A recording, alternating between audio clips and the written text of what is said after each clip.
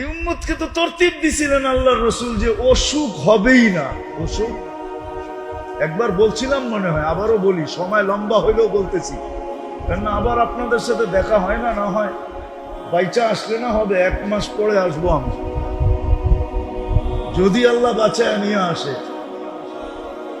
তো যেটা বলতেছিলাম যে এই উম্মত তো ডাক্তারের পয়সা দেওয়ার জন্য না। আল্লাহ রসুল যখন দুনিয়ার থেকে চলে গেছেন, তো ইরানের এক বড় হাকিম, ইরানের সবচেয়ে বড় যে হাকিম ছিল, সে মদিনা মুনাব্বারা ক্লিনিক খুলছে। দিন যায়, সপ্তাহ যায়, মাস যায়, একজন রুগী নেই। একদিন সেমিনার ডাইকা জিজ্ঞাসা করছে, ভাই আমি রুগী কালেকশন করার জন্য সেমিনার করি নাই, আমি সেমিনার করছি একটা তথ্য জানার জন্য। সেই তথ্য কি? রুগী নাই কেন? এটা তো বলতে পারবো না, কিন্তু আমাদের নবীজি আমাদেরকে কিছু কথা বলে গেছে, এটা তোমাকে শোনাইতে পারি। কি বলছে? আমাদের নবীজি বলছে, লা তাকুল হাত্তা তাজু, কঠিন খিদা না লাগলে খায়ও না। কি কঠিন খিদা লাগলে না লাগলে? আর যখন খাইবা তখন পেট বইরা খাইবা না।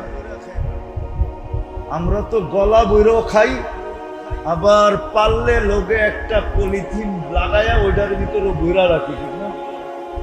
কি রাগ হয়ে গেলেন? এই পর্যন্ত খায়। পেট বইরা খাইবা না, 1 বাপ পানি, 1 বাপ খাওয়া, 1 বাপ খালি। লা তাকুল হাত্তা তাজু ওয়া ইযা আকালতা ফালা তাশবা, পেট বইরা খাও না। তো বলতেছে সেমিনার শেষ, কর্মচারীকে বলতেছে ক্লিনিক উঠা। কেন?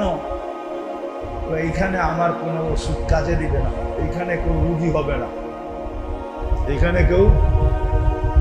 কেউ এখনো বাইচা আছে, এখনো নিয়ে আসবো, একটু ভিজিট দিতে হবে লম্বা। এক ডাক্তার আমি চিনি, এক ডাক্তার আমি চিনি, ধানমন্ডিতে ক্লিনিক আছে না একটা, খুব বড় ক্লিনিক, কি জানি না, হ্যাঁ? আরে ধানমন্ডি না, পপুলার না, স্কয়ার না, কি বলে এটাকে? স্কয়ার না, আরেকটা আছে, হ্যাঁ, ইউনাইটেড তো গুলশানে। যাই হোক, ওইখানে একটা আছে, বড় ডাক্তার, হার্টের ওপেন সার্জারি করে।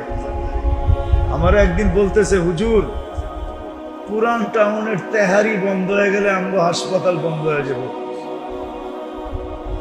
তেহারি